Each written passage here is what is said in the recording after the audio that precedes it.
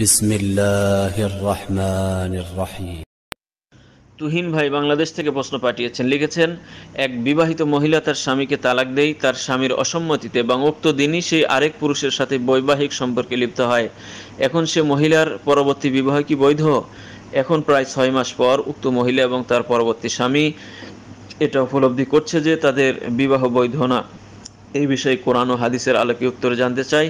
আর যদি অবৈধ না হয় তাহলে করণীয় কি, বৈধ হওয়ার উপায় কি? বিসমিল্লাহ, আলহামদুলিল্লাহ, ওয়াসসালাতু ওয়াসসালামু আলা রাসূলিল্লাহ। প্রথমে জানতে হবে যে ইসলামী শরিয়ত নারীকে কি তালাক দেওয়ার অধিকার দিয়েছে? এর জবাব হচ্ছে ইসলামী শরিয়ত নারীকে তালাক দেওয়ার অধিকার দেয়নি। তবে দুইটা ক্ষেত্রে স্ত্রী বিবাহ বিচ্ছেদ করতে পারে। একটি হচ্ছে তালাকে তফবিজ, আরেকটি হচ্ছে খোলা। তালাকে তফবিজ হচ্ছে স্বামী যদি স্ত্রীকে অধিকার দিয়ে থাকে যে স্ত্রী তালাক দিতে পারবে, তাহলে সেই ক্ষেত্রে স্ত্রী তালাক দিতে পারে। আরেকটি হচ্ছে খোলা। খোলা হচ্ছে স্ত্রী তার স্বামীর কাছ থেকে তালাক চাইবে। স্বামী যদি সম্মত প্রকাশ করে তাহলে স্ত্রী খোলা করতে পারে। এই দুটি অপশান রয়েছে। তো তালাকে তওয়িজ হচ্ছে যেদিন বিবাহের অনুষ্ঠান হয়, কাজী সাহেব যখন রেজিস্ট্রি করে, রেজিস্ট্রি খাতায় একটা অপশান থাকে যে স্বামী স্ত্রীর মাঝে যদি বনিবনা না হয় তাহলে স্ত্রী তার স্বামীকে তালাক দিবে, আর এটার উপরে স্বামী সাপোর্ট করবে। তাহলে কাজী সাহেব সেখানে সে ঘরটা টিক দিবে, অর্থাৎ রাইট করে দিবে, অর্থাৎ স্বামী তার স্ত্রীকে অধিকার দিয়ে দিল তালাক দেওয়ার। এই অপশানটা যদি করে থাকে, কিন্তু আমাদের দেশে হয় কি যে এই অপশানটা স্বামীকে শোনানো হয় না, কাজী সাহেব তার ইচ্ছা মতো সেখানে টিক দিয়ে দেন। এটা পরিপূর্ণরূপে জালিয়াতি। এর জবাবদিহি কাজী সাহেবকে অবশ্যই দিতে হবে। অনেকেই আছে যে এই বিষয়টা জানে না, না জানার কারণে এইভাবে হাজার হাজার বিবাহ বিচ্ছেদ হয়ে যাচ্ছে। আজকে সুন্দর সুখী সমাজের মাঝে, পরিবেশের মধ্যে, পরিবারের মধ্যে অশান্তির আগুন জ্বলছে। এইভাবে করে নারীরা তার স্বামীকে তালাক দিয়ে দিচ্ছে, কারণ সেখানে অধিকার সে কাজী সাহেব করে দিয়েছে, অথচ স্বামী এই বিষয়টা জানেই না। এটা অনেক ক্ষেত্রে হয়ে যায় এভাবে। ইসলাম নারীকে তালাকের অধিকার দেয়নি এই কারণে যে এই বিষয়ে নারীদের ধৈর্য অনেক কম। কোনো একটা সমস্যা হয়ে গেল, যে সমস্যাটা সমাধানের সুযোগ রয়েছে, স্ত্রী এটা তালাশ না করে, মানে এটা বিশ্লেষণ না করেই রাগ উঠেছে, তালাক দিয়ে দিল। এইভাবে অসংখ্য পরিবার ধ্বংস হয়ে যাচ্ছে। তো এই বিষয়টা কাজী সাহেবের স্পষ্ট করা উচিত, আর যারা বিবাহ করবেন তাদেরও জানা উচিত। তবে দুর্ভাগ্যজনক সত্য যে এই অপশানটা অনেকেই জানে না। তো এটাকে তফবিজ বলা হয়, যে স্বামী তার স্ত্রীকে অধিকার দিয়ে দিল। এই অধিকার যদি থাকে তাহলে স্ত্রী তালাক দিতে পারে। দ্বিতীয় হচ্ছে খোলা। খোলা স্ত্রী তার স্বামীর কাছ থেকে চাইবে, তবে চাওয়ার কিছু কারণ রয়েছে, কন্ডিশন রয়েছে, কিছু ওজোর থাকতে হবে। আন্দাজি মানে সামান্য ছোটোখাটো বিষয়ে যেটা সমাধানের সুযোগ আছে এমন বিষয়ে মানে ওজোর পেশ করলে হবে না। যদি বড় ধরনের কোনো ওজোর থাকে তাহলে সেই ক্ষেত্রে স্ত্রী তার স্বামীর কাছ থেকে তালাক কামনা করবে। সেটি হচ্ছে যদি স্বামী ধরেন নেশাখোর হয়, নেশাগ্রস্ত হয়, মাতাল হয়ে যায়, আর এটা কন্টিনিউ করতে থাকে।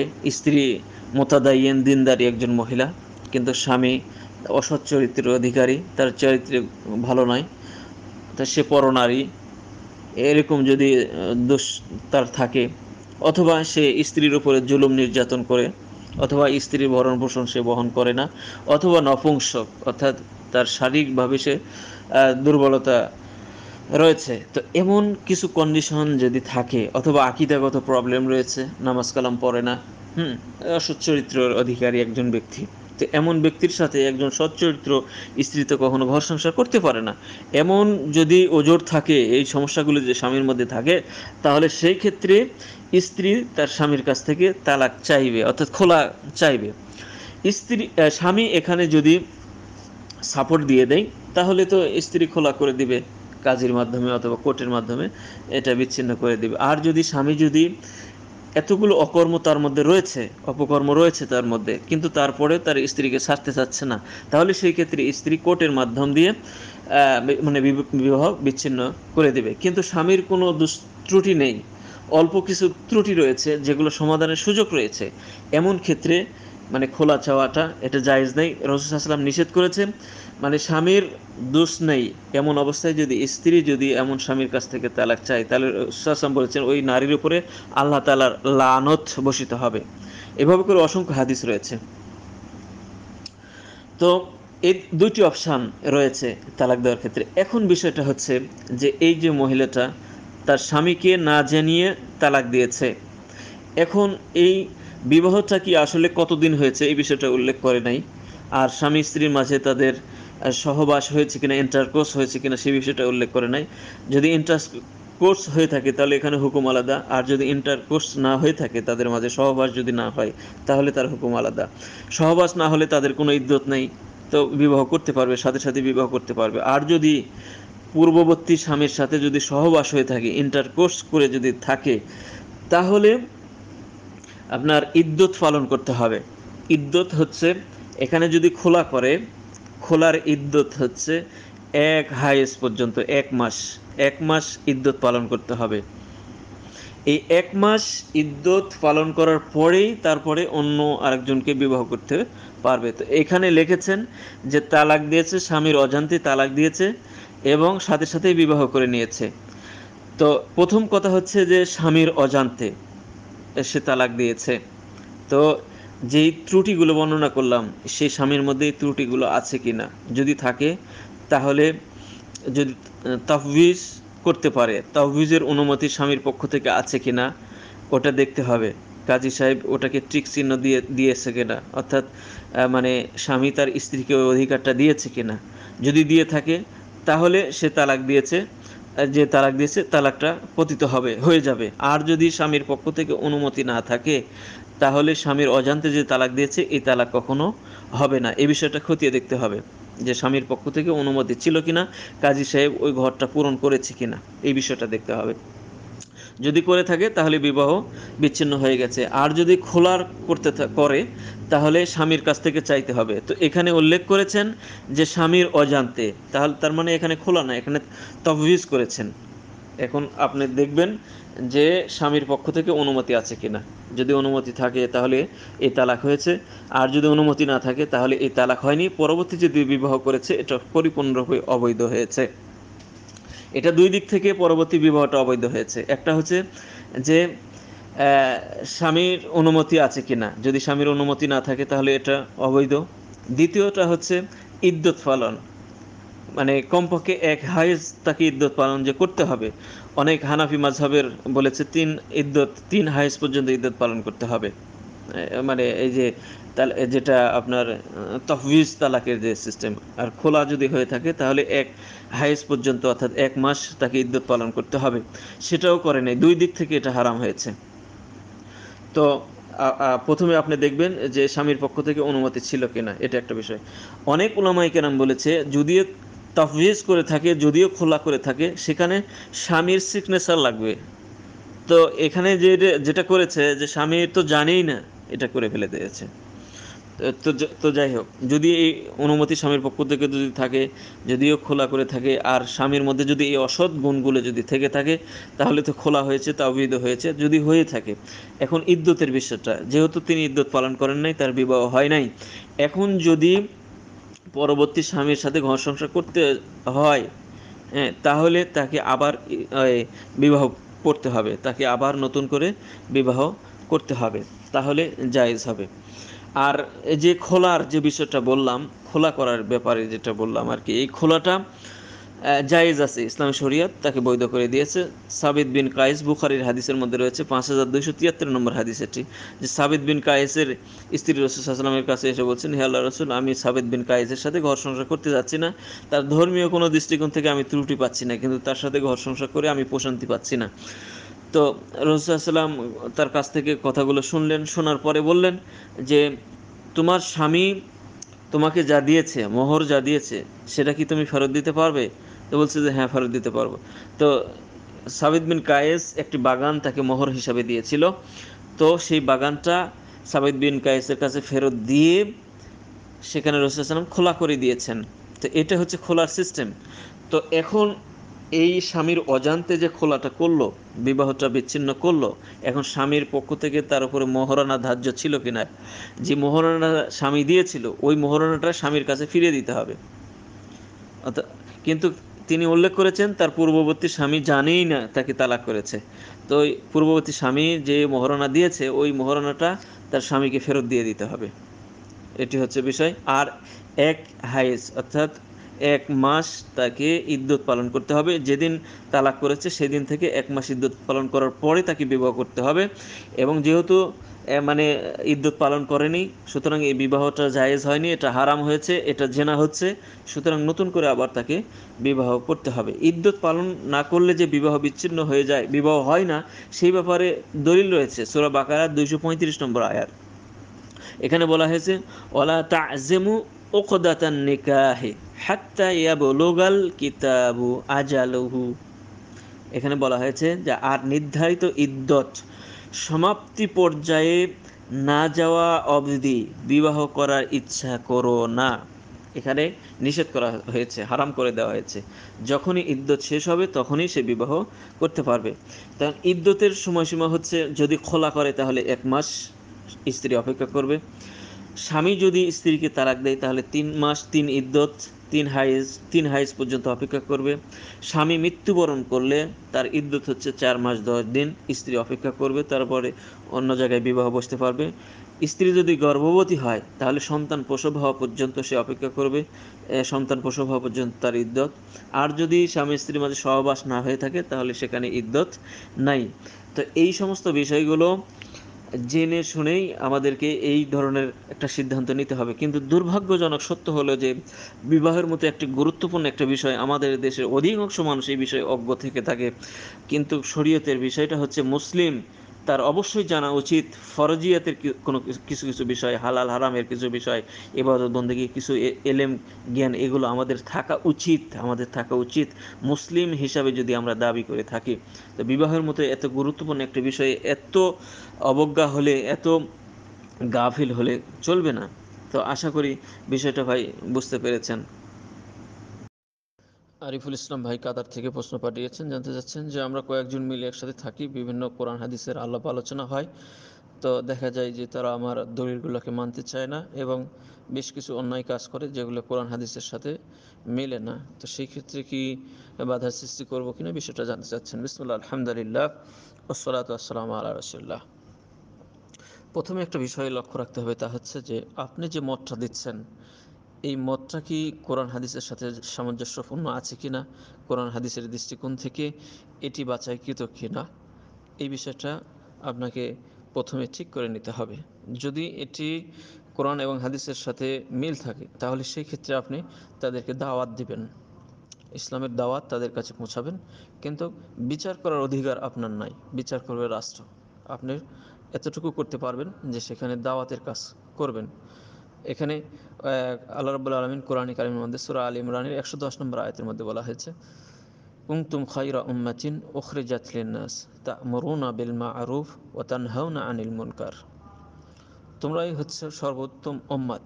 কুনতুম খায়রা উম্মাতিন উখরিজাত লিন-নাস, যাদেরকে পাঠানোই হয়েছে যে তারা তা'মুরুনা বিল মা'রুফ, সৎ কাজের আদেশ করবে, ওয়া তানহাউনা আনিল মুনকার, এবং খারাপ গ্রহিত কাজ থেকে নিষেধ করবে।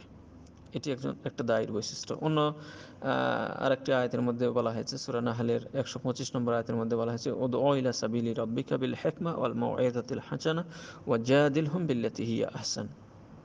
তোমরা মানুষকে আল্লাহ তাআলার দিকে ডাকো বিল হিকমা, হিকমতের সাথে, ও মাউইযাতিল হাসানা, এবং উত্তম উপদেশ সহকারে, ওয়াজাদিলহুম বিল্লাতি হিয়া আহসান। যদি তর্ক করতেই হয় তাহলে উত্তম তর্ক করতে হবে, নম্র স্বরে, বিনয়ের স্বরে আপনাকে উপদেশ দিতে হবে, এবং যাতে সেখানে রাগারাগির সৃষ্টি না হয়ে যায়, সেখানে গণ্ডগোল ফাসাফাসির বড় ধরনের কোনো অবস্থা সৃষ্টি না হয়ে যায়, সেই বিষয়টা লক্ষ্য রেখে শান্তশিষ্টভাবে বিনয়ের সাথে ভালোবাসার স্বরে আপনাকে তাদেরকে দাওয়াতের কাজ করবেন, দাওয়াত দিবেন। মনে রাখতে হবে যে আপনাকে বিচার ফয়সালা করার জন্য দাওয়াত নয়, আপনি জাস্ট উপদেশ স্বরূপ তাদেরকে আপনি দাওয়াতের কাজ করবেন, কারণ আল্লাহ রাব্বুল আলামিন কোরআন কারীমের মধ্যে বলেছেন, রাসূল সাল্লাল্লাহু আলাইহি ওয়াসাল্লামকে বলেছেন, ফাযাক্কির ইন্নামা আনতা মুযাক্কির লাস্তা আলাইহিম বিমুসাইতির। আপনি উপদেশ দিন, উপদেশদাতা আপনি মাত্র। আপনি জোর জবরদস্তি করে তাদেরকে মানানোর দায়িত্ব আপনাকে দেওয়া হয়নি। সুতরাং এখানে উপদেশ দিতে হবে। কিছু কিছু কাজ রয়েছে যে কাজগুলোকে যদি প্রকাশ্য দেখা যায় যে সেখানে মনকার খারাপ কাজ চলতেছে, তাহলে সেই ক্ষেত্রে বাধা দিতে ইসলাম আদেশ করেছে। হাদিসের মধ্যে বলা হয়েছে, মুসলিমের হাদিসের মধ্যে বলা হয়েছে, মানরা আমিনকুম মুনকারান ফালিউগাইয়িরু বিয়াদিহি। যদি কোনো ব্যক্তি দেখে যে খারাপ কাজ চলতেছে, তাহলে সেখানে হাত দ্বারা বাধার সৃষ্টি করবে, যেটা হাত দ্বারা বাধা সৃষ্টি করার মতো। তো যেমন ধরুন, কেউ একটা অন্যায় কাজ করতেছে, আপনার শক্তি সামর্থ্য আছে, এই অন্যায় কাজটা আপনি বাধা দিতে পারবেন। এমন স্পষ্ট অন্যায় কাজ যেটা দেখা গেছে যে সমাজের মধ্যে বিভেদ সৃষ্টি করবে, এটা ফাহিশা ছড়াবে, এই ধরনের কোনো কিছু কাজ। যেমন ধরুন, আপনার রুমে নিয়ে এসে খারাপ একটা পোস্টার লাগিয়ে দিচ্ছে, তাহলে সেই ক্ষেত্রে আপনি কি করবেন? এই পোস্টারটা আপনি নিয়ে নেবেন, এটা আপনার হাতের কাজ। এইভাবে করে যে এটা রাষ্ট্রেরও কাজ হয়ে থাকে। রাষ্ট্রপ্রধান যিনি, তিনি দেখবেন যে রাষ্ট্রের মধ্যে যে খারাপ কাজগুলো হচ্ছে, সেই খারাপ কাজগুলো তার শক্তি অনুসারে রাষ্ট্রপ্রধান তিনি এটা দমন করবেন। রাষ্ট্র প্রজাদের উপরে এটা দমন করবেন। যেমন পিতামাতা যখন ফ্যামিলিতে যখন থাকে, তখন পরিবারের উপরে দায় দায়িত্ব পিতার উপরে। সেই ক্ষেত্রে দেখা গেছে যে এই পরিবারের মধ্যে যদি কোনো ছেলে বা মেয়ে বা পরিবারের কেউ যদি অন্যায় কাজ করে, তাহলে সেখানে মানে তিনি প্রথমে হাতের উপযোগী যদি হয়, তাহলে হাত দ্বারা প্রতিহত করবেন। এরপরে ফাইনলাম ইস্তাতি ফা বিলিসানিহি, তখন তারা উপদেশ দিয়ে এটা করবেন। ফাইনলাম ইয়াস্তাতি ফা বিকলবিহি ওয়া যালিকা আদাফুল ঈমান। এটাও যদি করতে সম্ভব না হয়, তাহলে এটা কি করতে হবে? অন্তর দ্বারা ঘৃণা করতে হবে। আর এটি সর্বশেষ চূড়া আর কি, এই ঘৃণাটা আপাতত থাকতে হবে। তো রাষ্ট্রপ্রধান প্রজাদের উপরে হাত দ্বারা প্রতিহত করবেন। এরপরে পিতা, ফ্যামিলির যিনি পরিচালক, তিনি পরিবারকে হাত দ্বারা প্রতিহত করবেন, বা উপদেশ দেওয়ার প্রয়োজন হলে উপদেশ দিবেন। উপদেশ দিতেও যদি সক্ষম না হয়, তখন সেখানে অন্তর দ্বারা ঘৃণা করবেন। যেমন শিক্ষক একটা প্রতিষ্ঠানের দায়িত্বশীল, সেখানে প্রতিষ্ঠানে কন্ট্রোল করবেন তিনি। কর্মচারীরা কর্মক্ষেত্রে এটা কন্ট্রোল করবেন। যিনি ঊর্ধ্বতন অফিসার রয়েছেন, তিনি এটাকে দেখাশোনা করবেন। এই জন্য হাদিসের মধ্যে বলা হয়েছে, ফাকুল্লুকুম রাইন ওয়াকুল্লুকুম মাসউলুন আন রাইয়াতিহি। প্রত্যেকেই প্রত্যেকের উপর দায়িত্বশীল, আর এই দায়িত্বের ব্যাপারে জিজ্ঞেস করা হবে। অফিসের যিনি লিডার রয়েছেন, অফিসার যিনি রয়েছেন, তার আন্ডারে অফিসটা চলতেছে, এই অফিসটার ব্যাপারে তাকে জিজ্ঞেস করা হবেন। পরিবারের প্রধান হচ্ছে পিতামাতা, তাকে এই পরিবারের সম্পর্কে জিজ্ঞেস করা হবেন। রাষ্ট্রপ্রধানকে জিজ্ঞেস করা হবেন তার প্রজাদের ব্যাপারে। তো এইভাবে প্রত্যেকের অবস্থাতে দায়িত্বশীল রয়েছেন। তো সেই ক্ষেত্রে দায়িত্বশীলরা ভূমিকা পালন করবেন। কিন্তু সাধারণ আমরা যারা দাওয়াতের কাজ যা করব, আমাদের যাদের ক্ষমতা নাই, আমরা এতটুকু করতে পারি যে আমরা উপদেশ দিতে পারি। মনে রাখতে হবে, বিচার ফয়সালা করার মতো শক্তি সমতা আমার নাই, তাহলে সেখানে উপদেশই মাত্র। উপদেশ আপনি দিতেই থাকবেন, মানে নম্রভাবে বিনয়ের সাথে ভালোবাসার স্বরে আপনি উপদেশ দিবেন। যদি তারা মানে তো ভালো, আলহামদুলিল্লাহ। আর যদি না মানে, তাহলে এখানে বিচার করার মতো অধিকার আপনার নেই, কারণ এখানে আপনি শক্তি খাটাইতে পারবেন না। আশা করি বিষয়টা ভাই বুঝতে পেরেছেন। হারুন রশিদ ভাই ঢাকা থেকে প্রশ্ন পাঠিয়েছেন, জানতে চাচ্ছেন কিছু মানুষ তাকাব্বরি খাটিয়ে মানুষের হক নষ্ট করে, তো সেই ক্ষেত্রে ইসলামী শরীয়তের বিধান কি এই বিষয়ে জানতে চাচ্ছেন। বিসমিল্লাহ, আলহামদুলিল্লাহ, সালাতু ওয়াসসালামু আলা রাসূলিল্লাহ। তাকাব্বুরি, অহংকার, এটি ইসলামে নিন্দনীয় একটি কাজ। অহংকার সম্পর্কে আল্লাহ তাআলা সূরা ইসরার 37 নম্বর আয়াতের মধ্যে বলেছেন, ওয়ালা তামশি ফিল আরদি মারহা। তোমার জমিনে যখন চলাফেরা করবে, তখন গর্ব অহংকার ভরে তাকাব্বরি করে জমিনের উপর চলবে না। নিজেকে অন্যের তুলনায় বড় মনে করা, মর্যাদাবান মনে করা, এটাকে অহংকার বলা হয়, তাকাব্বরি বলা হয়। এটি একটি মানসিক অনুভূতি। আল্লাহ সবাইকে সমানভাবে দেননি, কারো মর্যাদা বৃদ্ধি করে দিয়েছেন, কারো মর্যাদা কম দিয়েছেন। কিন্তু সেই ক্ষেত্রে আল্লাহ রাব্বুল আলামিন দেখতে চান যে মর্যাদা পেয়ে তার শুকরিয়া আদায় করে কিনা, এবং যিনি মর্যাদা পাননি, সম্মানিত হননি, তিনিও এখানে সবর এখতিয়ার করেন কিনা, এই বিষয়টা আল্লাহ তাআলা দেখতে চান। আল্লাহ তাআলা সূরা নিসার 36 নম্বর আয়াতের মধ্যে বলেছেন, নিশ্চয় আল্লাহ এমন লোকদেরকে পছন্দ করেন না যে বড় হওয়ার গৌরব করে এবং অহংকার করে। তো অহংকারের এর পরিণতি হচ্ছে জাহান্নাম। এখানে হাদিস কোরআন দ্বারা সাব্যস্ত হয়েছে। হাদিসের মধ্যে এসেছে, যার অন্তরে পরিমাণ অহংকার আছে সে জান্নাতে প্রবেশ করতে পারবে না, সে জাহান্নামে যাবে। অহংকার হলো আল্লাহ তাআলার গোলামি থেকে বেপরোয়া হওয়া এবং মানুষকে অবজ্ঞা করা। এই মুসলিমের হাদিসের মধ্যে এসেছে। অহংকারীর শাস্তি দুনিয়াও রয়েছে, আল্লাহ তাআলা দুনিয়াও তার শাস্তি দিয়ে থাকেন। সূরা কাসাসের 18 নম্বর আয়াতের মধ্যে বিস্তারিত আলোচনা করা হয়েছে। এছাড়াও আমরা অতীতের জাতিগুলোর দিকে যদি লক্ষ্য করি, যে যারা জমিনের ওপরে গর্ব করে চলাফেরা করত, অহংকার দেখাতো, তাকাব্বুরি দেখাতো, তাদেরকে আল্লাহ রাব্বুল আলামিন ধ্বংস করে দিয়েছেন এই দুনিয়াতে। তো একজন অহংকারীর জন্য কঠিন পরিণতি রয়েছে। সে আল্লাহ তাআলা পরকালে তো তার শাস্তি লিখে রেখে দিয়েছেন, শাস্তি তো হবেই, দুনিয়াতেও এর নমুনা সে পাবে। এই জন্য অহংকার এটি করা যাবে না, বিনয়ী হতে হবে। পক্ষান্তরে একজন মমিনের কাজ হচ্ছে যে সে মানুষের পছন্দ নিয়ে মানুষ হবে, সে বিনয়ী হবে, নম্র হবে। সে যতই অর্থ সম্পদের মালিক হোক বা যতই কিছু সম্মান মর্যাদা সে দুনিয়াতে পাক, সে বিনয়ী হবে, নম্র হবে, আল্লাহ তাআলার শুকরিয়া আদায় করবে। তো এটি গেল অহংকার, তাকাব্বরি।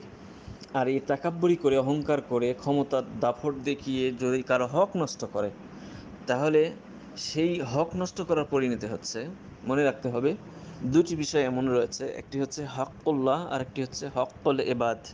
একটি হচ্ছে বান্দার হক আর একটি হচ্ছে আল্লাহ তাআলার হক।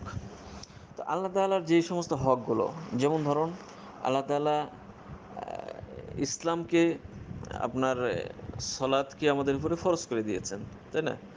এখন কোনো ব্যক্তি যদি ভুল ক্রমে অথবা গাফিলতিতে অথবা না জেনে জীবনে সালাত আদায় করেনি বা জাকাত দেয়নি, হজ করেনি, ইসলামী শরীয়তের মূল ভিত্তিগুলো সে সঠিকভাবে পালন করেনি, কিন্তু কোনো এক সময় আল্লাহ তাআলা তাকে হেদায়েত দিয়েছে, সে ফিরে এসেছে ইসলামের পথে, আল্লাহ তাআলার নিকটে যদি খালেস নিয়তে তওবা করে, তাহলে আল্লাহ রাব্বুল আলামিন ক্ষমা করে দিবেন।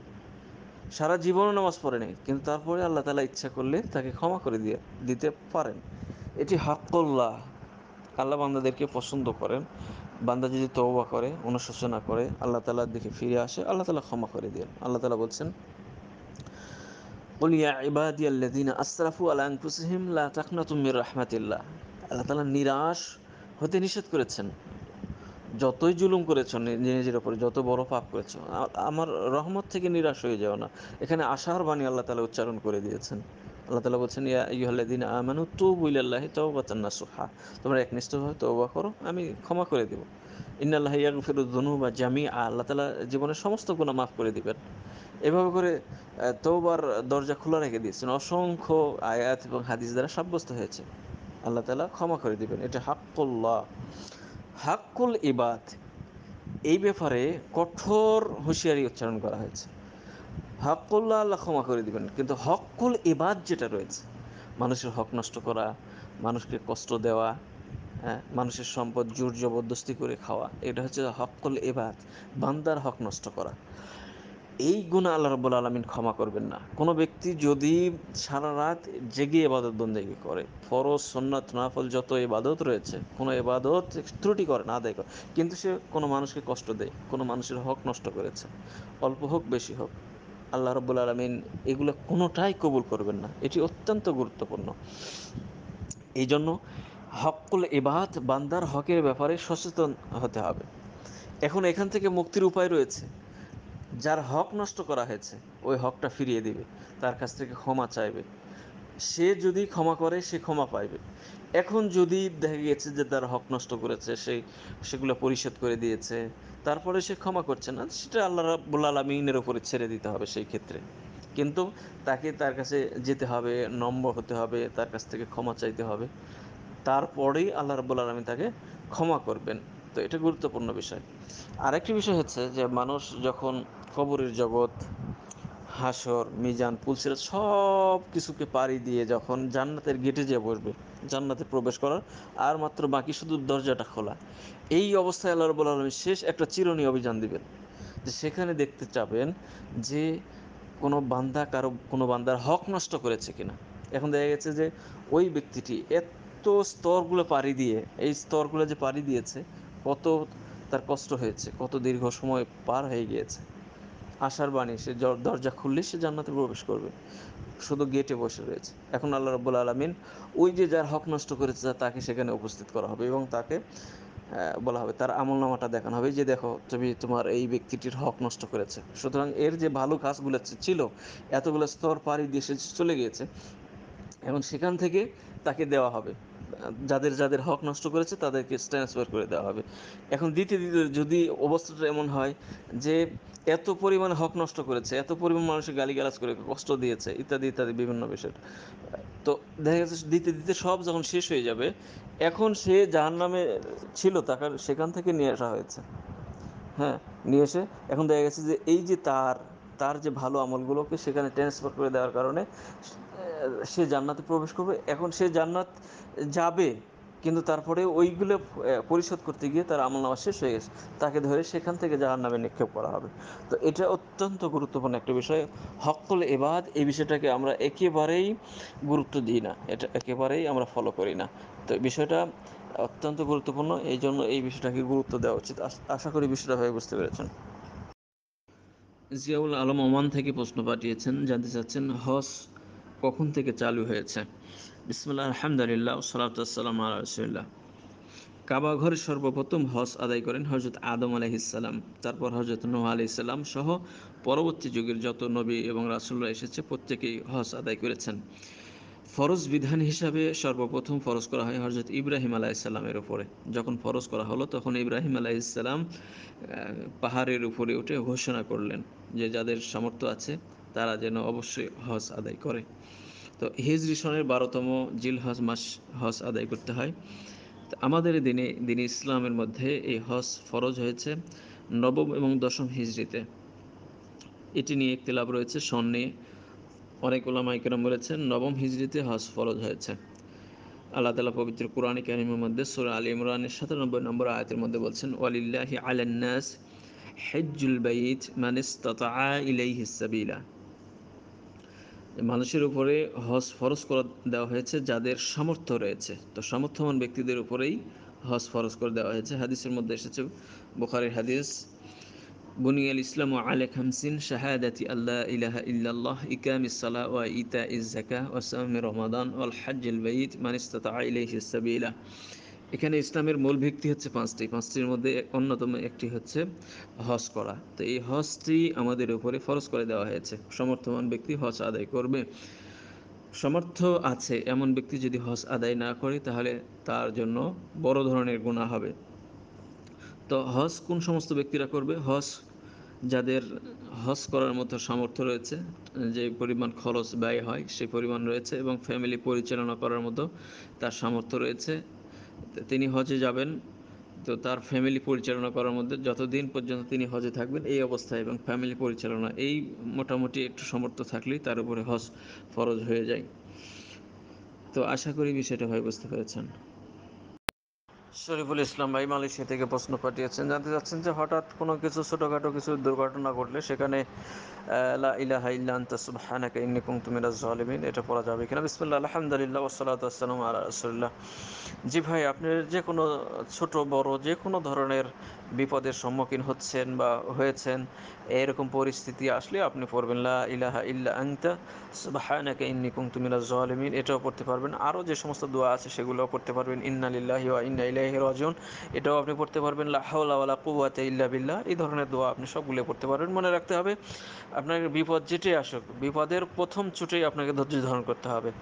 আল্লাহ তাআলার কাছে বিপদ এসেছে, আপনার আল্লাহ তাআলার কাছে কল্যাণ কামনা করবেন যে হয়তো বা এটার মধ্যে আমার মন্দ আছে, এটাই আপনার ধারণা করবেন। কিন্তু আল্লাহ সম্পর্কে কোনো মন্দ ধারণা কখনোই করবেন না, কারণ আল্লাহ যে কোনো ধরনের বিপদ বালা মুসিবত দিয়ে এটা মানুষকে পরীক্ষা করেন। বিশেষ করে মুমিনদের জন্য এটা পরীক্ষা। হয়তো বা এর মাধ্যম দিয়ে আল্লাহ তাআলা আপনাকে ভালো কোনো কিছু দান করবেন, কোনো কল্যাণ দান করবেন, অথবা আপনার গুনাহ খাতা মাফ করবেন, অথবা আপনাকে আল্লাহ পাক দেখতে চাচ্ছেন যে পরীক্ষায় মানে আপনি দিতে পারছেন কিনা, পরীক্ষায় আপনি উত্তীর্ণ হতে পারছেন কিনা। অনেক কোনোগুলো বিষয় মুমিনদেরকে আল্লাহ রাব্বুল আলামিন বিপদ আপদ দিয়ে দেখেন। তবে সর্বোপরি মনে রাখতে হবে, যে কোনো বিপদ সেখানে কল্যাণ রয়েছে আল্লাহ তাআলার পক্ষ থেকে, যদি আপনি ধৈর্য ধারণ করতে পারেন এবং বিনয়ের সাথে আল্লাহ তাআলার কাছে ক্ষমা প্রার্থনা করতে পারেন এবং আল্লাহর কাছে চাইতে পারেন, ইনশাআল্লাহ সেখানেই কল্যাণ রয়েছে।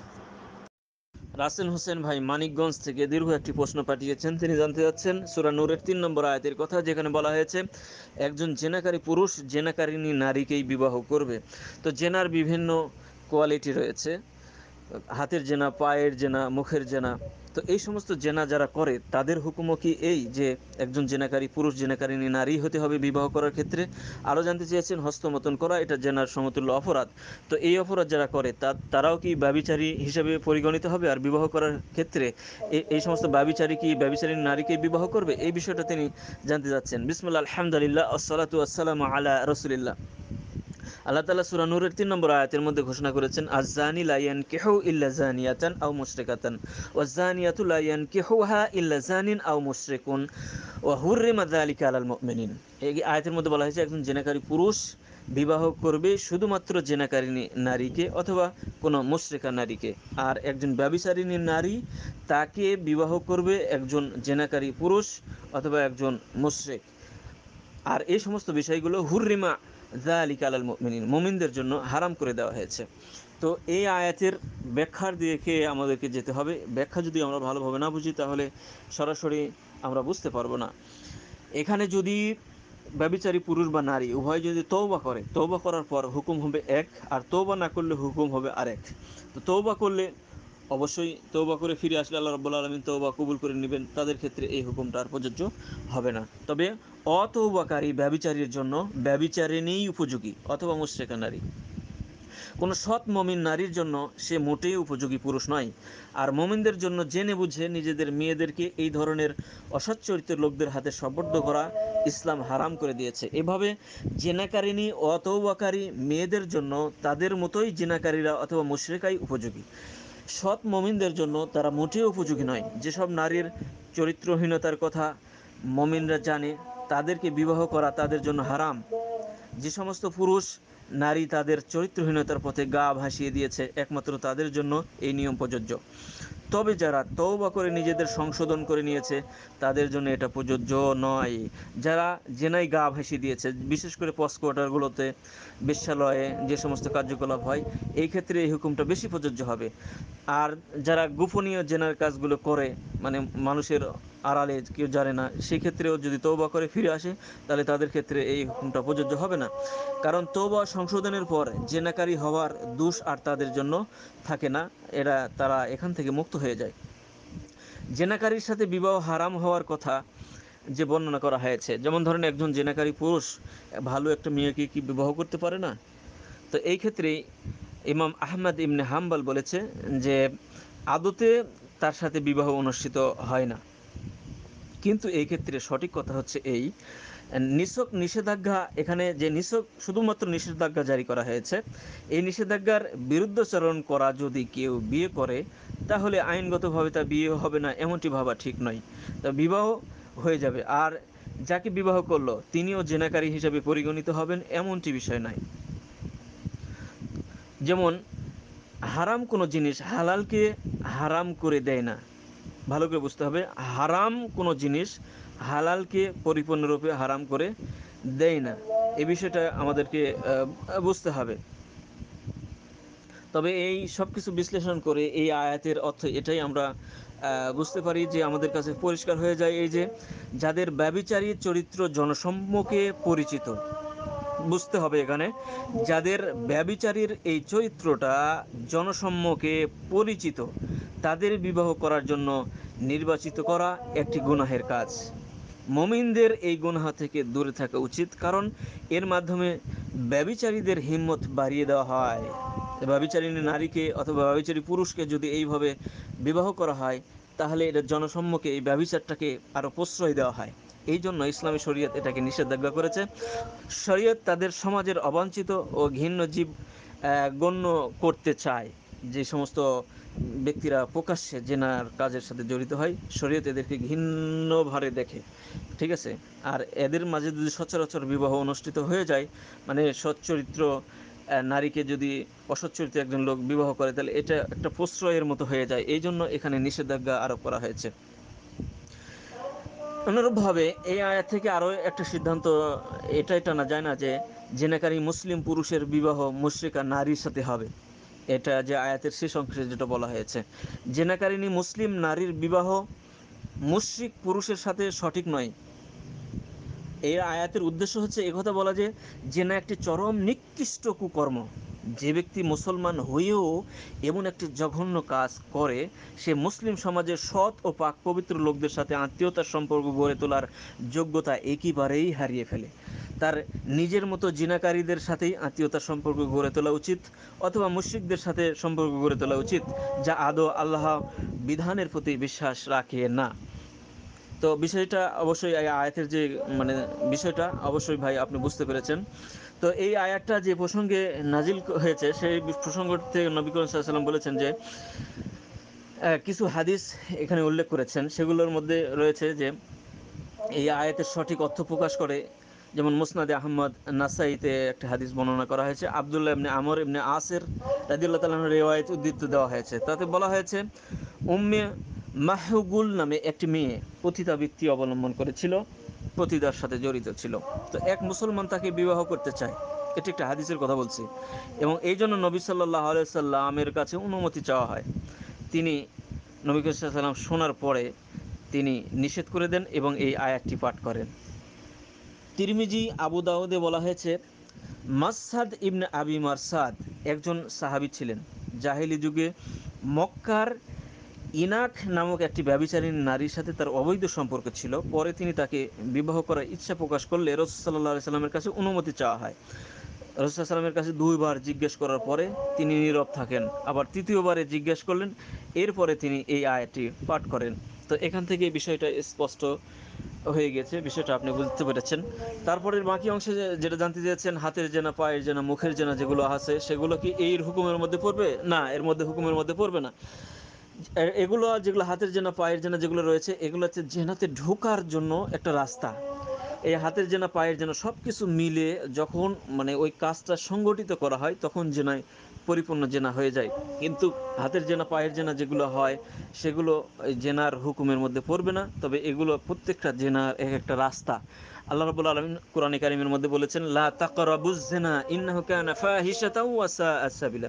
জেনা করা তো দূরের কথা, জেনার নিকটবর্তীও যেও না। নিকটবর্তী জেনার কাছে যাওয়ার জন্য যে সমস্ত ওয়েগুলো ব্যবহার করা হয় এগুলো প্রত্যেকটা এক একটি ওয়ে। তবে হুকুমের ক্ষেত্রে সরাসরি জেনার যে হুকুম সেই হুকুমের মধ্যে চোখের জেনা, হাতের জেনা এটা পড়বে না। সর্বশেষ আরেকটা বিষয় জানতে চেয়েছেন যে হস্তমৈথুন করা। হস্তমৈথুন করার ব্যাপারে আল্লাহ তাআলা পবিত্র কোরআনে কারিমের মধ্যে যে বলেছে, সূরা মুমিনুনের মধ্যে যে আয়াতটি উল্লেখ করা হয়েছে যে মুমিনদের 7-8টা গুণাগুণ বর্ণনা করে দেওয়া হয়েছে। তার মধ্যে একটা গুণ হচ্ছে যে মুমিনরা এই কর্ম থেকে বিরত থাকবে।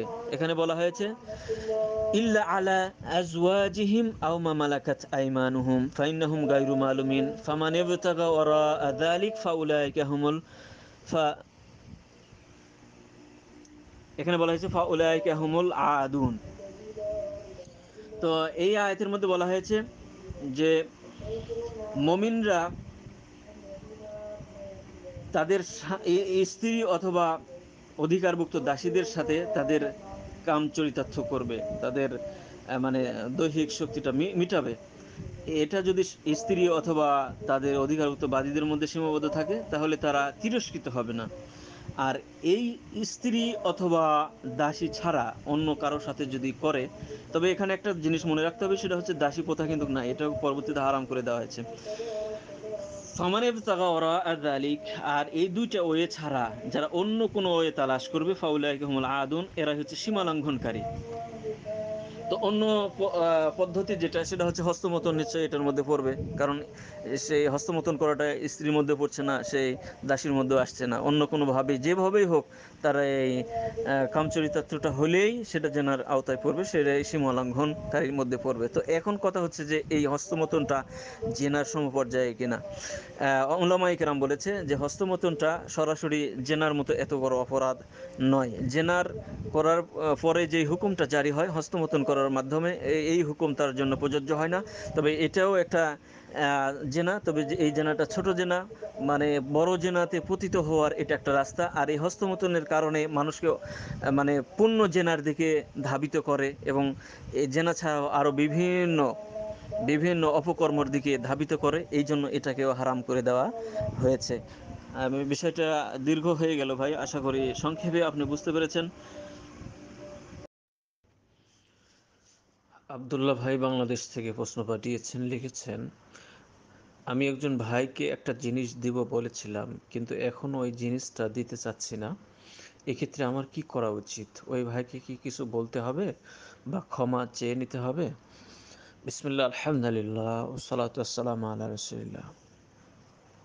কাউকে কোনো কিছু দেওয়া, এটাকে ইসলামের শরীয়তের ভাষায় হেবা বলা হয়ে থাকে অথবা হাদিয়া বলা হয়ে থাকে। যাকে দেওয়ার সিদ্ধান্ত নেওয়া হয়েছে তার হস্তগত না হওয়া পর্যন্ত সে ওই জিনিসের মালিক হবে না। যতক্ষণ আপনার হাতে রয়েছে, যতক্ষণ পর্যন্ত আপনি তাকে দেন নাই, ততক্ষণ পর্যন্ত এটার মালিক আপনি। তো যখনই হস্তগত হয়ে যাবে তখন আপনি আর মালিক থাকবেন না।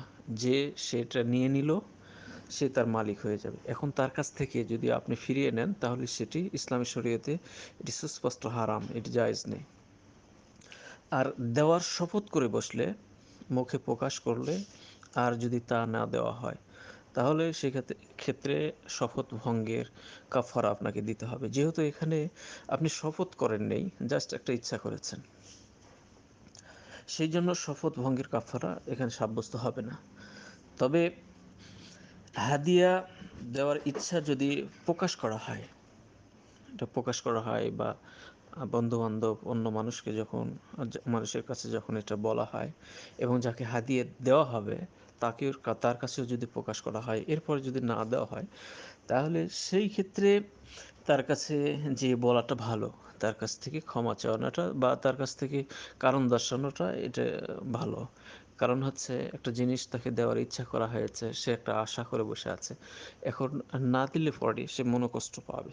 মনোকষ্ট দেওয়া, মানুষকে কষ্ট দেওয়া, এটা ইসলাম শরীয়তে জায়েজ নেই। এই জন্য আপনি যখন হাদিয়াটা দিতে পারছেন না তখন তার কাছে যেয়ে আপনি বলবেন, যদি এটা প্রকাশ করে থাকেন। আর যদি প্রকাশ না করে থাকেন তাহলে সেই ক্ষেত্রে প্রয়োজন হবে না, কারণ এটি যেহেতু শপথ নয়, এটি একটা ইচ্ছা।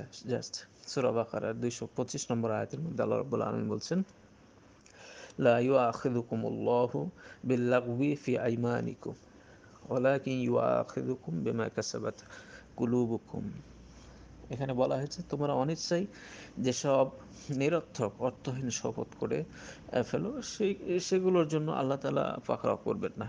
কিন্তু যে সমস্ত শপথগুলো আন্তরিকতার সাথে মন মন থেকে প্রতিজ্ঞা করা হয়, সেই সমস্ত শপথ ভঙ্গ করলে সেই ক্ষেত্রে আল্লাহ রাব্বুল আলামিন পাকড়াও করবেন, সেখানে কাফারা আপনাকে দিতে হবে। কিন্তু এখানে যেহেতু শপথ করা হয়নি, একটা ইচ্ছা প্রকাশ করা হয়েছে, যে সেই ক্ষেত্রে এটি সমস্যা নেই। আর যদি আপনি এটা প্রকাশ করে থাকেন তাহলে সেই ক্ষেত্রে তার কাছে যে কারণদর্শী বা আপনার অক্ষমতা প্রকাশ করে তার কাছে বলে আসবেন, এটি সর্বোত্তম। আশা করি বিষয়টা ভাই বুঝতে পেরেছেন। দেশ থেকে এক ভাই প্রশ্ন পাঠিয়েছেন, জানতে চাচ্ছেন হাদিস দাইফ ইয়াসির দ্বারা কি বোঝানো হয়েছে, এই হাদিসের উপরে আমল করা যাবে কিনা। বিসমিল্লাহ, আলহামদুলিল্লাহ, ওসসালাতু ওয়াসসালামু আলা রাসূলিল্লাহ। আমলের দিক থেকে হাদিস প্রথমত 3 প্রকার। একটি হচ্ছে সহিহ, আরেকটি হচ্ছে হাসান, আরেকটি হচ্ছে দাইফ। তো আরেকটি রয়েছে মওদু হাদিস, যেগুলো মানুষের বানানো হাদিস আর কি। তো সহিহ হাদিস যেগুলো, যেগুলো মোতাওয়াতির রাবি দ্বারা সাব্যস্ত, এগুলো প্রত্যেকটাই সহিহ। যেটা মানে হাদিসের যে 4টা প্রকার, এই 4টা প্রকারের সর্বোচ্চ লেভেলের আর কি। তো এর পরের লেভেলটা হচ্ছে হাসান। হাসান হচ্ছে সেটিও সহিহ, তবে রাবির স্মৃতিশক্তির দিক থেকে কিছু কমতি থাকার কারণে এটাকে হাসানের মার্তাবায় নিয়ে আসা হয়েছে, সহির পরের ক্যাটাগরি এটি। আরেকটি হচ্ছে দাইফ। তো এই হাসান হাদিসের মধ্যে আবার 2টা ভাগ রয়েছে, একটি হচ্ছে হাসান লি জাতিহি, হাসান লি গায়রিহি। হাসান লি জাতিহি যেটা সহিহ আর কি, কোনো রাবির স্মৃতিশক্তির কোনো সামান্য কিছু ত্রুটির কারণে এটি হাসান লি জাতি হয়েছে। তো হাসান লি গায়রিহি যেটি, এটি হচ্ছে মূলত দঈফ, দুর্বল, তবে বেশ কিছু দুর্বল হাদিস মানে ওই একটা বিষয়ের উপর থাকার কারণে সেটি হাসান লি গায়রিহি, মানে অন্যান্য হাদিস দ্বারা এটি শক্তিশালী হয়েছে, এই জন্য এটি আমলযোগ্য। তো আরেকটি রয়েছে দঈফ। দঈফ হাদিসের অনেকগুলো প্রকারভেদ রয়েছে। তো দঈফ হাদিস মুহাদ্দিসিনে কিরাম সর্বসম্মতিক্রমে মুহাদ্দিসরা বলেছে দঈফ হাদিসের উপরে আমলযোগ্য নয়, এটি গ্রহণ করা যাবে না। তবে ফুকাহাদের মাঝে এই বিষয়টি নিয়ে ইখতিলাফ রয়েছে যে দঈফ হাদিস যদি আপনার একটা বিষয়ের উপরে বেশ কিছু দঈফ যদি থাকে, সব সম্মিলিত হয়ে যদি ওই বিষয়টাকে শক্তিশালী করে, হাদিসটাকে শক্তিশালী করে, তাহলে সেটি হাসান লে গায়রিহির মর্তবে পৌঁছে যায়, সেটি আমলযোগ্য হয়ে যায়। তো দঈফ ইয়াসির দ্বারা বোঝানো হয়েছে যেটা অল্প দুর্বলতা রয়েছে। এর বিপরীতে আরেকটি রয়েছে দঈফ শাদীদ, যেখানে দুর্বলতা খুব বেশি। তো দঈফ ইয়াসির আর দঈফ শাদীদ, ধরুন একটা হাদিস দঈফ ইয়াসির অল্প দুর্বলতা রয়েছে, আর একটা হাদিস রয়েছে দঈফ শাদীদ, একই বিষয়ের উপর আলোচনা করছে। তো শাদীদ মানে বেশি দুর্বলতা এবং কম দুর্বলতা, এই দুইটা মিলে একত্রিত হয়ে এবং আরও আনুষঙ্গিক যে সমস্ত হাদিস এই বিষয়টির উপরে রয়েছে, সব কিছু মিলে এটা হাসান লে গায়রিহির পর্যায়ে চলে যাবে। যদি একটা বিষয়ের উপরে একাধিক এরকম অল্প দঈফ, বেশি দঈফ এই ধরনের হাদিসগুলো থেকে সব সম্মিলিত হয়ে ওই হাদিসটাকে যখন শক্তিশালী করবে, তখন সেটা হয়ে যাবে হাসান লে গায়রিহি, তখন সেই ক্ষেত্রে এটা আমলযোগ্য হবে। যদি দঈফ ইয়াসির বা দঈফ শাদীদ এটা যদি শুধুমাত্র ওই বিষয়ের উপর ওই একটাই দলিল পাওয়া যায়, তাহলে সেই ক্ষেত্রে মুহাদ্দিসিন কিরাম বলেছেন এটি গ্রহণযোগ্য নয়। অনেক বড় বড় মুহাদ্দিস, বড় বড় উলামা ইকরামদের নিকটে এই দলিলটি গ্রহণযোগ্য নয়। তবে দেখতে হবে একাধিক বর্ণনা ওই প্রেক্ষাপটে আছে কিনা, ওগুলো হাদিস এসে তাকে শক্তিশালী করছে কিনা, যদি করে তাহলে সেটা হাসান লে গায়রিহি, তখন সেটা আমলযোগ্য হবে, এছাড়া আমলযোগ্য হবে না। আশা করি বিষয়টা ভাই বুঝতে পেরেছেন। আসিল ভাই প্রশ্ন পাঠিয়েছেন, তিনি জানতে চাচ্ছেন হাদিসের সংখ্যা ও নাম্বার সম্পর্কে। তো বিভিন্ন পাবলিকেশন হাদিস বের করেছে, তো সেগুলো একটা আরেকটার সাথে মিলে না, সংখ্যার দিক থেকে কম বেশ হয়, এই বিষয়টা জানতে চাচ্ছেন। বিসমিল্লাহ, আলহামদুলিল্লাহ, ওয়াসসালাতু ওয়াসসালামু আলা রাসূলিল্লাহ। হাদিসের সংখ্যা এবং নাম্বারের কম বেশি রয়েছে, বিভিন্ন পাবলিকেশন যে তারা বের করেছে, এই জন্য কম বেশি হয় যে, যেমন ধরুন কোনো কোনো পাবলিকেশন যেগুলো তাকরারের হাদিস রয়েছে, যে হাদিসটা একই বিষয়ের উপরে বারবার উল্লেখ করা হয়েছে, তো ওগুলাকে তারা বাদ দিয়েছে। বাদ দেওয়ার কারণে ওখানে হাদিসের যে সংখ্যার দিক থেকে কম হয়েছে, তো এইভাবে তাদের ওই গ্রন্থের মধ্যেও হাদিসের সংখ্যা কমে গিয়েছে। আবার দেখা গিয়েছে ওই নম্বরগুলোও তারা সেভাবে সাজিয়েছে, এই কারণে এই সমস্যাটা হয়েছে আর কি। তবে এর জন্য আপনার মূল যে হাদিস গ্রন্থ, সেগুলো ৮৩ কিতাব বলা হয় যেগুলো আরবি ভাষায়, ওগুলোকে দেখতে হবে আর কি। আর বাংলায় যেগুলো তর্জমা হয়েছে তারা এইভাবে করছে আর কি। হ্যাঁ, অনেক পাবলিকেশান ওই যে বিষয়টা কি বারবার উল্লেখ রয়েছে, সেখানে হয়তোবা কোনো পাবলিকেশান ধরেন একটা বিষয়ের উপরে ৫টা ১০টা হাদিস রয়েছে, কোনো পাবলিকেশান সেখান থেকে ২টা উল্লেখ করেছে, কেউ আবার ৫টা উল্লেখ করেছে, কেউ আবার ৪টা উল্লেখ করেছে। তো এইভাবে যে সংখ্যার একটা কম বেশ হয়েছে এবং নাম্বারের দিক থেকেও কম বেশি হয়েছে। আশা করি ভাই বিষয়টা বুঝতে পেরেছেন। কিন্তু বিষয়টা হলো যে অরিজিনাল যদি আপনি এটা যাচাই বাছাই করতে যান, তাহলে অরিজিনাল কিতাবগুলো দেখতে হবে, যেগুলো আরবি টু আরবি, হ্যাঁ, ৮৩ কিতাব, এগুলো দেখতে হবে। এর জন্য আপনাকে পড়ার মতো যোগ্যতা অর্জন করতে হবে।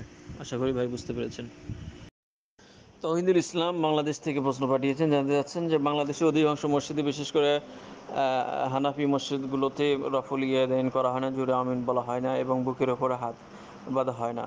তো যদি বাঁধা হয় তাহলে সেক্ষেত্রে অনেকেই কটূক্তি করে, সেই ক্ষেত্রে রফুল ইয়াদাইন বা হাত বুকে না বাঁধলে কি নামাজ শুদ্ধ হবে কিনা, এই বিষয়টা জানতে চাচ্ছেন। বিসমিল্লাহ, আলহামদুলিল্লাহ, ওয়াসসালাতু ওয়াসসালামু আলা রাসূলিল্লাহ।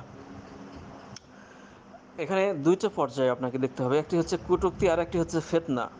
যদি তারা মনে করে যে এটি একটা ফিতনা বা আপনার সাথে গণ্ডগোল করতে চাচ্ছে বা বড় ধরনের জটিলতা সৃষ্টি করতে চাচ্ছে, তাহলে সেই ক্ষেত্রে আপনি সামঞ্জস্য বিধানের জন্য সেখানে আপনি ধীরে আমিন বলবেন বা ওরা যেভাবে হাত বাঁধে সেভাবে আপনি বাঁধবেন। হ্যাঁ, যদি এখানে জটিলতা দেখা দেয়, ফিতনার আশঙ্কা দেখা দেয়, বড় ধরনের কোনো অঘটন ঘটার সম্ভাবনা দেখা দেয়, তাহলে সেই ক্ষেত্রে আপনি এটা করতে পারেন। কারণ এই বিষয়টা সম্পর্কে নাসিরউদ্দিন আলবানী রাহিমাহুল্লাহকে প্রশ্ন করা হলে তিনি এটাই বলেছিলেন যে যদি ফিতনার আশঙ্কা দেখা দেয় বড় ধরনের, তাহলে সেটা সে ছাড়তে পারে। কিন্তু যদি সাধারণ কটূক্তি, সাধারণ কথা যদি তারা বলে, তাহলে সেই ক্ষেত্রে এই কটূক্তিকে কেন্দ্র করে যে আপনি এটা ছেড়ে দিবেন, বিষয়টি এমনটি যাতে না হয়। হ্যাঁ, সেক্ষেত্রে আপনি করবেন, কটূক্তি করুক, তারা হাসাহাসি করুক, এতে কোনো সমস্যা নেই। আর সর্বোপরি কথা হচ্ছে যে এই বিষয়টাকে যদি তাদের জানার কমতি থাকে তাহলে সেই ক্ষেত্রে জানানো উচিত, যেগুলো হাদিসে এসেছে এইভাবে আমরা আমল করতে চাচ্ছি, তোমাদেরকে তো আমরা বাধা দিচ্ছি না। তো সেই ক্ষেত্রে আপনি বুঝিয়ে বলতে পারেন তাদেরকে। বোঝাতে যদি অক্ষম হন, সাধারণ কটূক্তি যদি হাসাহাসি করে তাহলে সেক্ষেত্রে তারা হাসুক, এতে কোনো সমস্যা নেই। কিন্তু যদি বড় ধরনের ফিতনার সমস্যা দেখা দেয়, দেখা যাচ্ছে গণ্ডগোল সৃষ্টি হবে বা এখানে পক্ষ বিপক্ষ সৃষ্টি হবে, বড় ধরনের সমস্যা সৃষ্টি হচ্ছে, তাহলে সেই ক্ষেত্রে আপনি এখানে ছেড়ে দিবেন, দিয়ে ওরা যেভাবে নামাজ পড়ে সেভাবে পড়বেন। তবে যেহেতু রফুল ইয়াদাইন করা, আপনার বুকের উপরে হাত বাঁধা, জোরে আমিন বলা, এটা যেহেতু নামাজের মধ্যে রুকুন নয় এবং ওয়াজিবও নয়, তো সেই ক্ষেত্রে যদি আপনি এটা ছেড়ে দেন সেই ক্ষেত্রে আপনার নামাজের কোনো ত্রুটি হবে না। তবে রাসূল সাল্লাল্লাহু আলাইহি ওয়াসাল্লামের যে সুন্নাত, সেই সুন্নাতটা সঠিকভাবে আদায় হবে না। যেহেতু এখানে ফিতনা দেখা দিচ্ছে, এটা করলে পরে ফিতনা তো বড় ধরনের একটা জঘন্য অপরাধ, সেই ক্ষেত্রে আপনি এটা ছাড় দিতে পারেন। কিন্তু নর্মালি কটূক্তি করলে সেই ক্ষেত্রে তারা হাসাহাসি করুক, এতে কোনো সমস্যা নাই, আপনি এটা আদায় করবেন। আশা করি বিষয়টা ভাই বুঝতে পেরেছেন। এক ভাই প্রশ্ন পাঠিয়েছেন, লিখেছেন আহলে হাদিস, হানাফি, মালিকি, হাম্বলি ও মাযহাবি বলতে আমরা কি বুঝি? আমি আসলে এই বিষয়গুলো ঠিক জানি না বা বুঝি না। সঠিক পথ কোনটা? আমাকে কোন পথ অবলম্বন করতে হবে? কোরআন ও সহিহ হাদিস কী বলে এই বিষয়ে? আমি কোন পথ অবলম্বন করব? বিস্তারিত বুঝিয়ে বললে উপকৃত হব ইনশাআল্লাহ। জাযাকাল্লাহু খায়র। বিসমিল্লাহ, আলহামদুলিল্লাহ, ওয়াসসালাতু ওয়াসসালামু আলা রাসূলিল্লাহ। আহলে হাদিস বলা হয়, আহলুল হাদিস বলা হয় যে যারা হাদিস বিষয়ে পণ্ডিত ব্যক্তিদেরকে আহলুল হাদিস বলা হয়। কিন্তু এটি আরেকটি নাম রয়েছে, যেমন যারা সহি হাদিসের অর্থাৎ হাদিসের যারা অনুসরণ করে তাদেরকেও আহলুল হাদিস বলা হয়। হানাফি, মালিকি, হাম্বলি, এটা হানাফি বলা হয় ইমাম আবু হানিফা, মালিকি বলা হয় ইমাম মালিক, হাম্বলি এটা হচ্ছে ইমাম আহমদ বিন হাম্বল। তো এই তিনজন ব্যক্তি, ইনারা ছিলেন ধর্মীয় বিষয়ে পণ্ডিত ব্যক্তি, বড় বড় আলেম ছিলেন। তারা শরীয়তের বিষয়গুলো রিসার্চ করে, গবেষণা করে তারা যে সমস্ত বিষয়গুলো অস্পষ্ট ওই সমস্ত বিষয়গুলোকে তারা হুকুম দিয়েছেন। ইমাম আবু হানিফা, তার মাযহাবকে বলা হয় হানাফি। ইমাম আবু হানিফা খুব বড় মাপের আলেম ছিলেন, তিনি তাবি ছিলেন। তো মালিক, ইমাম মালিক তিনি বড় আলেম ছিলেন। হাম্বলি, ইমাম আহমদ বিন হাম্বল অনেক বড় বড় আলেম ছিলেন। তো এনারা ওই তাবির পরের যুগের লোক এনারা।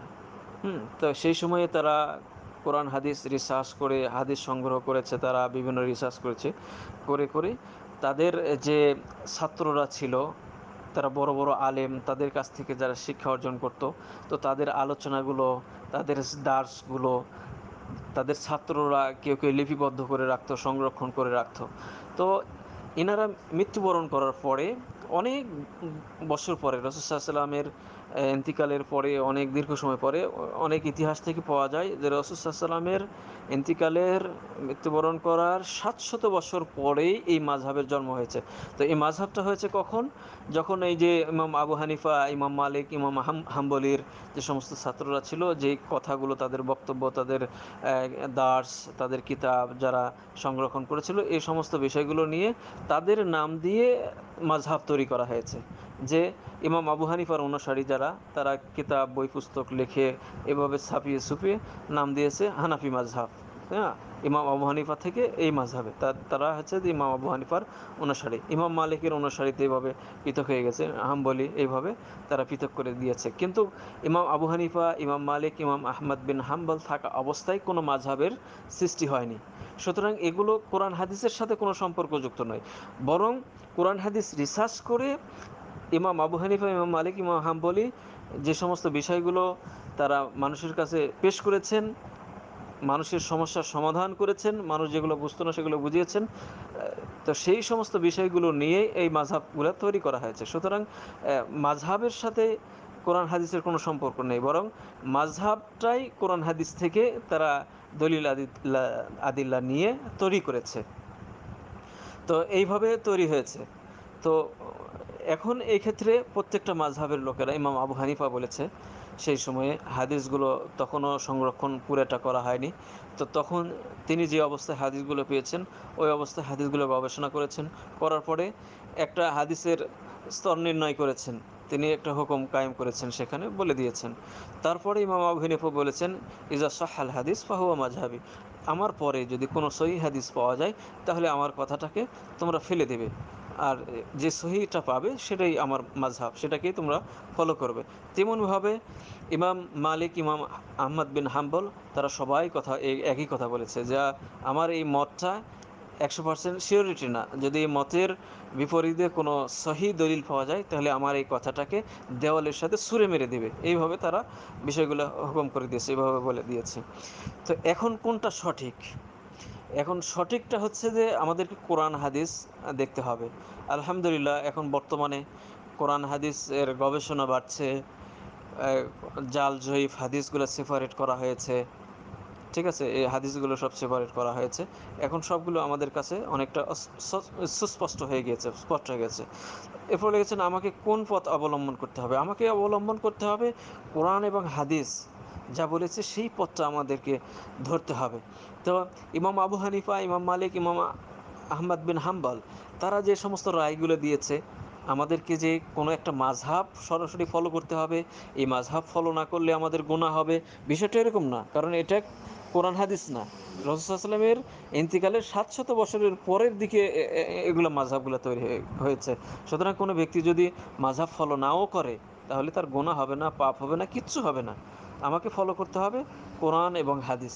আলহামদুলিল্লাহ এখন বর্তমানে অনেক আলেম ওলামা রিসার্চ করছে, কোরআন হাদিস নিয়ে রিসার্চ করছে, সেগুলো বিষয়গুলো মানে যাচাই বাছাই করে যেটা সঠিক সেটাকে আমাকে গ্রহণ করতে হবে, কোরআন ও সহিহ হাদিস। তো আমি কোন পথ অবলম্বন করব? আপনি পথ অবলম্বন করবেন সহি যে পথ, কোরআন এবং সুন্নাহ ভিত্তিক যারা কথা বলে তাদের কথা আপনি শুনবেন। তো এটাই হলে আমাদের জন্য যথেষ্ট হবে। তো আপনি খাসভাবে মালিকি মাযহাবকে আঁকড়ে ধরবেন, হানাফি মাযহাবকে আঁকড়ে ধরবেন, হাম্বলি মাযহাবকে, শাফি মাযহাবকে আঁকড়ে ধরবেন, বিষয়টা এমনটি নয়। আপনার কাছে যেটা ভালো মনে হবে কোরআন হাদিসের সাথে সম্পর্কযুক্ত সেই বিষয়টাই আপনি গ্রহণ করবেন। আশা করি বিষয়টা ভাই বুঝতে পেরেছেন। আমির খান ভাই ওমান থেকে প্রশ্ন পাঠিয়েছেন, তিনি জানতে চাচ্ছেন ইমাম আবু হানিফা রাহিমাহুল্লাহ যখন ফতোয়া দিতেন তখন কি সনদ সহকারে দিতেন এবং সেগুলো কি তার ছাত্ররা লিখে রাখতো? নামাজের ক্ষেত্রে নারীরা বুকের উপরে হাত বাঁধবে আর পুরুষরা নাভির নিচে হাত বাঁধবে, এটার কোনো সনদ উল্লেখ করেছেন কিনা, এই বিষয়টা জানতে চাচ্ছেন। বিসমিল্লাহ, আলহামদুলিল্লাহ, ওয়াসসালাতু ওয়াসসালামু আলা রাসূলিল্লাহ। ইমাম আবু হানিফা রাহিমাহুল্লাহ তিনি ছিলেন ফাকহি, তিনি হাদিস নিয়ে গবেষণা করতেন, কোরআন নিয়ে গবেষণা করতেন, গবেষণা করে তিনি সেখান থেকে উভয় সমন্বয় করে তিনি ফতোয়া বের করতেন। তিনি ছিলেন মুজতাহিদ। বিশেষ করে ইকোনমিক্স সেক্টরে তিনি যে গবেষণা করেছেন তা অতুলনীয়, পৃথিবীর ইতিহাসে এটা স্মরণ হয়ে থাকবে। তো তিনি যখন এই বিষয় নিয়ে গবেষণা করতেন তখন হাদিস ছড়িয়ে ছিটিয়ে ছিল, তিনি যখন যেটা পেয়েছেন ওটাকে নিয়ে রিসার্চ করেছেন, গবেষণা করে তিনি ফতোয়া বের করেছেন। তো পরবর্তী সময়ে অনেক সহিহ হাদিস পাওয়া গিয়েছে, আর তিনিও এই কথাই বলে গিয়েছেন ইজা সাহহাল হাদিস ফাহুয়া মাজহাবি, আমার এই ফতোয়ার পরে যদি সহিহ হাদিস পাওয়া যায় তাহলে সেটা হচ্ছে আমার মাযহাব। তিনি এটাকে সাপোর্ট করে গিয়েছেন। তিনি যে একটা মত ব্যক্ত করেছেন ওটার উপরে 100% সিওরিটি দিয়েছেন, বিষয়টা এমনটি নয়। তো তিনি বই পুস্তক স্বহস্তে লেখেননি এরকম কোনো দলিল পাওয়া যায় না। তবে তিনি যখন এই সমস্ত বিষয়গুলা ইস্তেহাত করতেন, ফতোয়া বের করতেন, ছাত্রদের কাছে ব্যক্ত করতেন, ছাত্ররা এই বিষয়গুলো লিপিবদ্ধ করে রাখতো, লিখে রাখতো। তো তার এই লিপিবদ্ধকৃত গ্রন্থ যেগুলো হয়েছিল তার মধ্যে ছিল ফিকহুল আকবার, কিতাবুর রদ আলাল কাদেরিয়া, আল আলাম ওয়াল মুআল্লাম, ফিকহুল আবসাত, কিতাবুল ইখতিয়ারুস সাহাবা, কিতাবুল জামে, কিতাবুল আওসাত, কিতাবুস সায়ার, রিসালাতু আবু হানিফা, ওয়াসিয়াতু ইমাম আবু হানিফা। এই সমস্ত বিষয়গুলো ছিল ইমাম আবু হানিফা রাহিমাহুল্লাহর ছাত্রদের হস্তে লেখা, কিন্তু এই সমস্ত গবেষণার মূল ব্যক্তি ছিল ইমাম আবু হানিফা। তো এই সমস্ত কিতাবের এই পাণ্ডুলিপিগুলো বিভিন্ন দেশে সংরক্ষিত অবস্থায় রয়েছে, তার বেশ কিছু মুদ্রিত হয়েছে প্রিন্ট আকারে, সেগুলো বই আকারে বের করা হয়েছে। তো সবগুলোই কিন্তু বই আকারে বের করা হয়নি। তো মোটামুটি বের করা হয়েছে, সেগুলোই দলিল হানাফি মাযহাবে। তো এই সমস্ত বই পুস্তকগুলোকে পরবর্তী সময়ে আবার হানাফি মাযহাব যখন তৈরি হলো, তৈরি করার পরে ইমাম আবু হানিফার এই সমস্ত বইগুলোকে লেখা হলো এবং সেখানে আরো অনেক কিছু বিষয় অ্যাডজাস্ট করা হয়েছে, করে ইমাম আবু হানিফার নামে চালিয়ে দেওয়া হয়েছে। অনেক বিষয় যেগুলো ইমাম আবু হানিফা নিজেও বলেন নাই, কিন্তু মাযহাবের গোড়ামি যে সমস্ত লোকেরা এককভাবে মাযহাবকে প্রতিষ্ঠিত করতে চায়, তারা ইমাম আবু হানিফার নামে তাদের বই পুস্তকে অনেক কিছু বৃদ্ধি করেছে। অনেক দায়িব বিষয়গুলো সেখানে ঢোকানো হয়েছে, চালিয়ে দেওয়া হয়েছে আবু হানিফার নামে। তো বিষয়টা হচ্ছে, ইমাম আবু হানিফা রাহিমাহুল্লাহ বলেছে, ইজা সাহাল হাদিস ফাহুয়া মাযহাবি, যখন সহিহ হাদিস পাওয়া যায় সেটা হচ্ছে আমার মাযহাব। তো বলছিলাম যে যে সময় তিনি গবেষণা করতেন, ওই সময়ে তিনি যখন যেটা পেয়েছেন ওটা নিয়ে গবেষণা করেছেন, ওটাকে সহিহ না দাইফ এ মান দিয়েছেন। সহিহ যেগুলা তখন যেটা মনে করেছেন সেটার উপরে রিসার্চ করে তিনি ফতোয়া দিয়েছেন। তো পরবর্তী সময়ে দেখা গেছে আরো সহিহ হাদিস পাওয়া গিয়েছে। তো আর তিনি জানতে চাচ্ছেন যে মহিলাদের বুকের উপরে হাত বাঁধা, পুরুষের নাভির নিচে হাত বাঁধা দলিল আছে এমনটি নয়, এর কিন্তু দলিলের মধ্যে আবার কিছু দলিলের কোয়ালিটি আছে। আপনার সহিহ আছে, হাসান আছে, দাইফ আছে। সহির মর্যাদা সবার উপরে, এরপরে তার পরের ক্যাটাগরি হচ্ছে হাসান, তারপরে দাইফ, তারপরে মওদু, আরো অনেক কিছু রয়েছে। তো যেখানে সহিহ হাদিস সরাসরি পাওয়া যাচ্ছে, যেখানে অধিক সংখ্যক উলামায়ে কেরাম মুহাদ্দিসগণ ঐক্যমত পোষণ করেছে, তো সেটাকে তো আমাদেরকে ধরতে হবে নাকি, আঁকড়ে ধরতে হবে। ওটাই তো আমাদেরকে বাছাইয়ের ক্ষেত্রে অধিক শুদ্ধতাতেই আমরা গ্রহণ করব। ইমাম আবু হানিফা তখন গবেষণা করেছে, ঠিক আছে, তখন সেই সময়ে তিনি যেটা পেয়েছেন ওটাকে সহি সাব্যস্ত করেছেন, কিন্তু তিনি ওটাকে তো একদম তিনি প্রাধান্য দেন নাই। তিনি বলেছেন যদি সহি পাওয়া যায় এরপরে, তাহলে সেটাকে তোমরা ধরবে। তো এখন হাদিস নিয়ে গবেষণা হচ্ছে, তাফসির নিয়ে গবেষণা হচ্ছে, উলামায়ে কেরাম গবেষণা করেছে, পরে আরো সহি দলিল পাওয়া গিয়েছে। তো সেখানে ইমাম আবু হানিফার ওই দয়ীব বিষয়টাকে আমরা তখন আর মানবো না, যে যার পরিপ্রেক্ষিতে সহি হাদিস পাওয়া গেছে আমরা সহিটাকে ধরবো। সহিটাকে ধরবো, ইমাম আবু হানিফা যে মত দিয়েছেন ওটা আমরা ধরবো না। এর মানে এই নয় যে ইমাম আবু হানিফা রাহিমাহুল্লাহকে আমরা ছোট করে দেখছি, বিষয়টা এমনটি নয়। তিনিই তো বলে গিয়েছেন যে সহি যদি পাওয়া যায় সেটাকে আঁকড়ে ধরবে।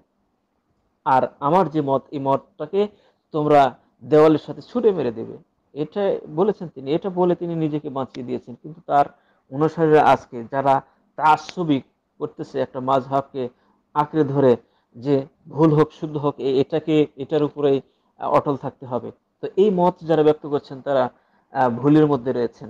আমাদের উচিত হবে তানাক্কুলের ভিত্তিতে সকল মাযহাবকে গবেষণা করে যেটা সরল, শুদ্ধ, সঠিক, বেশি শুদ্ধ, সেটাই আমাদেরকে ধরতে হবে, সেটাই আমাদেরকে মানতে হবে। আশা করি বিষয়টা ভাই বুঝতে পেরেছেন।